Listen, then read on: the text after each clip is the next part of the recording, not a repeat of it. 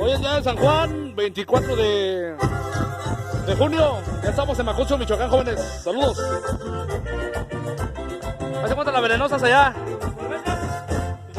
Y ahora sí, mi gente, vámonos con el saludo para todos los paisanos que radican en los Estados Déjalo, voy a dar. Unidos.